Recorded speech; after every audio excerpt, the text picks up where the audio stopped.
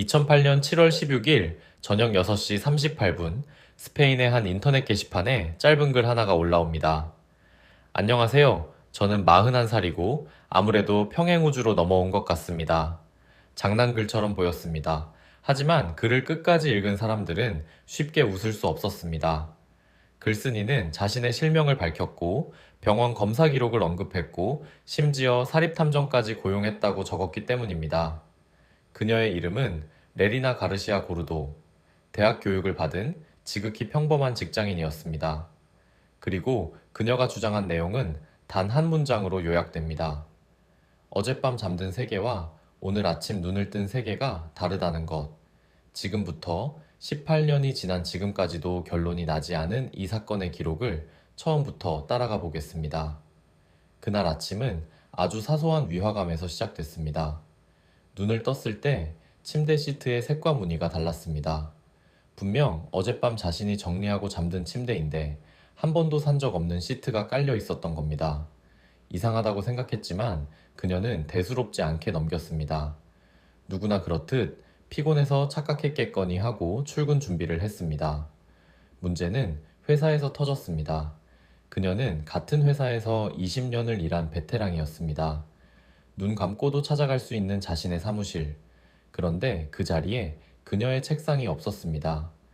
당황한 그녀는 노트북을 꺼내 회사 내부망에 접속합니다. 직원 명단에 그녀의 이름은 분명히 있었습니다. 하지만 소속 부서가 달랐습니다. 상사의 이름도 한 번도 들어본 적 없는 사람이었습니다. 해고당한 것도 아니고 인사이동 통보를 받은 것도 아닙니다. 회사 기록상 그녀는 처음부터 그 부서 소속이었던 겁니다. 그녀는 곧바로 지갑을 확인했습니다. 신분증, 운전면허증, 신용카드, 이름도, 사진도, 집 주소도 전부 그대로였습니다.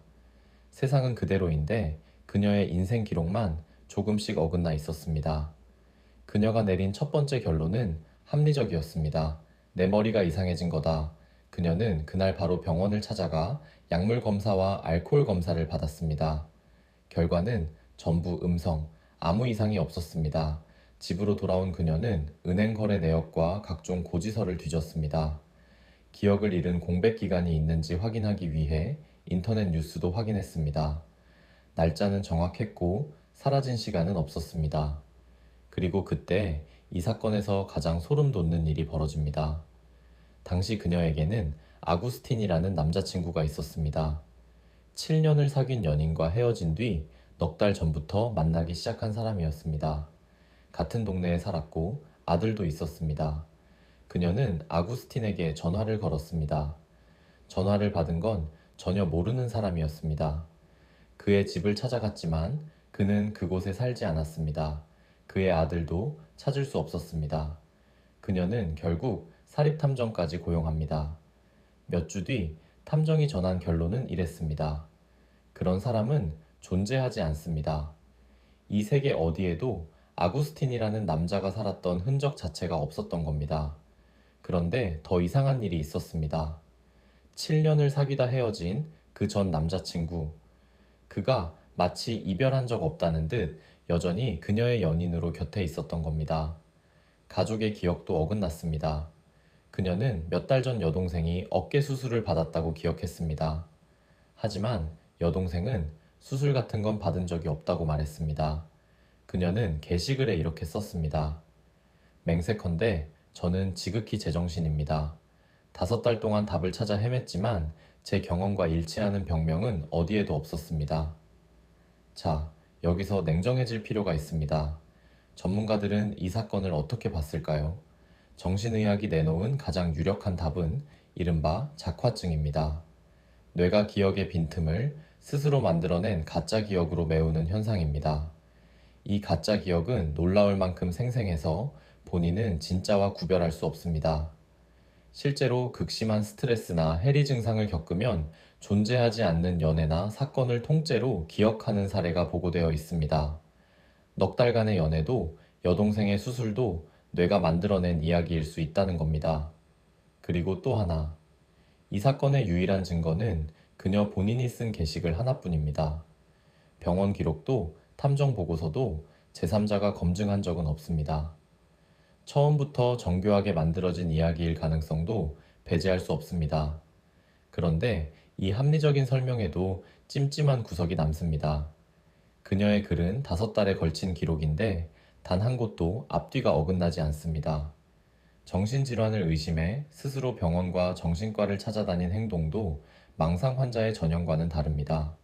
그녀는 관심을 즐기지도 않았습니다. 글이 화제가 되자 오히려 인터뷰 한 번 없이 완전히 침묵 속으로 사라졌습니다. 책을 낸 것도 다큐멘터리에 나온 것도 아닙니다.